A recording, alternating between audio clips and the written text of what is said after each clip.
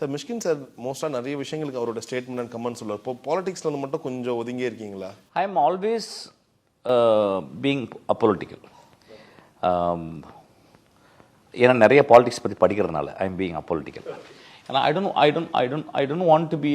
இப்போ நீங்கள் ஒரு சினிமாவை பற்றி கருத்து சொல்லும்போது வந்து ஒருத்தங்களுக்கு பிடிக்கல அப்படின்னா அது வந்து விவாதம், அது ரொம்ப அழகான விவாதமாக இருக்குது. ஒரு பொலிட்டிக்கலாக நம்ம சொல்லும்போது வந்து அது ஏதோ நம்ம சொல்லும் போது இன்னொருத்தவங்களை சப்போர்ட் பண்ணி பேசும்போது எதிராளவங்க வந்து அப்படியே அந்த அது எப்படி சொல்கிறது, இப்போ இந்த இந்த இந்த பிரச்சாரத்தில் பார்த்தீங்கன்னா அது ரொம்ப எனக்கு ரொம்ப கஷ்டமாக இருந்துச்சு. ஒரு மனிதர்கள் தனி மனித விமர்சனம்ன்ற பேரில் ஒரு பாலிட்டிக்ஸில் ஒரு காலத்தில் வந்து தனி மனித விமர்சனம் ரொம்ப கம்மியாக இருக்கும், ரொம்ப ஓரத்தில் இருக்கும்.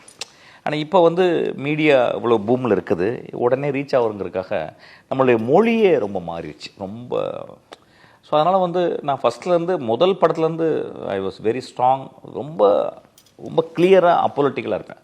அப்பொலிட்டிக்கல்னால் என் படங்கள் பாலிட்டிக்ஸ் இருக்கும், அதாவது வந்து பேய தேவதையாக்குற பாலிட்டிக்ஸ் இருக்கும், மனிதர்களுக்குள்ளே இருக்க பௌத்தம் இருக்கும், தத்துவமசி இருக்கும், இஸ்லாத் இருக்கும், இஸ்லாம் இருக்கும், அதுக்கப்புறம் வந்து பிப்ளிக்கல் ஸ்டோரிஸ் இருக்கும். இதுவே ஒரு பாலிட்டிக்ஸ் தான், அது வந்து டீப்பராக. பட் இன்னைக்கு ப்ரெசன்ட் டே பாலிட்டிக்ஸை நான் படங்கள்லையோ நான் என்னுடைய லைஃப்லையோ நான் உள்ளே சேர்த்துக்கிறது அது ரொம்ப பர்சனலான விஷயம் பார்த்துக்கிறேன்.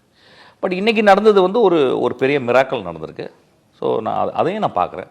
அதுக்காக நான் வந்து ஓடி ஒளியலை இங்கே. ஏன்னா நான் ரெண்டு பேர்ட்டையுமே ஒர்க் பண்ணியிருக்கேன், ரெண்டு பேர்ட்டையும் ரொம்ப டீப்பராக நான் இருந்திருக்கேன். ஆக்சுவலாக இன்றைக்கி மக்கள் இந்த முடிவு எடுத்திருக்காங்க. இந்த முடிவை நம்ம வந்து வரவேற்கணும். அப்புறம் நான் வந்து I would say that Vijay is 1000% deserve this actually. Because நான் வந்து நான் சொல்லணும் ஒரு ஐ திங்க் ஒரு 1 இயருக்கு முன்னாடி நான் வந்து ஒரு மேடையில் வந்து அவரை பற்றி ஒரு லெஜண்ட் சொன்னதுக்கு ஒரு பெரிய விமர்சனம்லாம் வந்துச்சு, ரொம்ப இதெல்லாம் திட்டினாங்க. என் கூட இருக்க நண்பர்லாம் வந்து என்ன இவ்வளோ படிச்சிருக்க, இவ்வளோ மொழி பேசுகிற, அவரை போய் லெஜண்ட் சொல்கிறியா அப்படின்னாங்க. அப்போ நான் சொன்னேன் வந்து உங்களுக்கு தெரியாது அப்படின்னா. இப்போ ஷாக் ஆகிருக்காங்க. 2 சீட்டு தான் வரும், 2லேயும் தோற்றுருவான் அந்த பையன், சினிமாவே பாலிட்டிக்ஸே தெரியாது, இப்போலாம் எவ்வளோ விமர்சனம். என்ன ஆஃபீஸ்லேயே கிட்டத்தட்ட ஒரு 100 பேர் வந்து டிபேட் பண்ணுவாங்க. அப்படியே நான் ரொம்ப காமாக இருப்பேன்.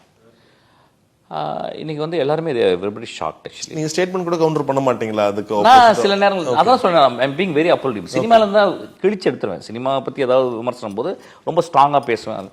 இதில் வந்து எனக்கு ரொம்ப நான் ரொம்ப போகிறதில்ல. எனக்கு நான் வந்து இதை நான் தலை நின்று மட்டுமே பார்க்குறேன் ஆக்சுவலாக. ஸோ அதனால் வந்து I don't want to hurt anybody. அதனால் நான் ரொம்ப அமைதியாக இருக்கேன். ஸோ அது மாதிரி தான் every of my friend they were shocked actually. They are all shocked actually. இப்போ எனக்கு இதை தெரியுமா அப்படின்னா, எனக்கு ஒரு 15 நாளுக்கு வந்து ஒரு சாதாரண விவசாயிகிட்ட போயிட்டு அவர்கிட்ட போய் ஐயா என்னையா எப்படி இருக்கீங்க அப்போ கேட்கும்போது அவர் எத்தனாவது படித்தா 5வது கூட அவர் படிக்கல. அவர் சொன்னார் வந்து 60 சீட்டு வருனார். எனக்கு ரொம்ப ஆச்சரியம். என் நண்பர்கள் சொன்னீங்க ஒரு விவசாயி 15 நாளுக்கு முந்தைய சொல்கிறாரு, நீங்கள் இப்படி சொல்கிறீங்களே அப்படின்னு.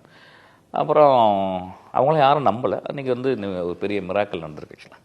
இது என்ன, இது இப்போ நான் ஒரு ஃபில்ம் மேக்கராக ஒரு கதாசிரியனாக இதில் எது நான் என்ன புரிஞ்சுக்கிறேன்னா, சித்தாந்தங்கள் அடிப்படையிலையும் அல்லது கொள்கை அடிப்படையிலையும் இருக்கும்போதும் அன்பு அடிப்படையிலையும் ஒரு தலைவன் தேர்ந்தெடுக்கப்படுகிறான் அப்படின்றது தெரிஞ்சிச்சு.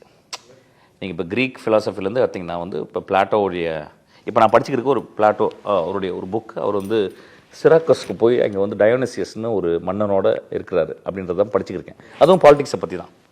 ஏன்னா அதிகமாக பாலிடிக்ஸை பற்றி முதலாக எழுதப்பட்ட புக்கு வந்து ரிப்பப்ளிக், அதாவது பிளாட்டோட ரிப்பப்ளிக். அதெல்லாம் படிச்சுக்கேன். அப்போ எனக்கு என்ன தெரியுதுன்னா வந்து ஒரு சித்தாந்தங்கள் மூலிமா மட்டுமே இல்லை, முழுக்க அன்பாலையும் ஒரு தலைவன் தேர்ந்தெடுக்கப்படுகிறான். எப்படி எம்ஜிஆர் தேர்ந்தெடுத்தோம், அவர் எப்படி தேர்ந்தெடுத்தோம், அதே மாதிரி தான் தேர்ந்தெடுத்திருக்காங்க அப்படின்னு நினைக்கிறேன் ஆக்சுவலாக.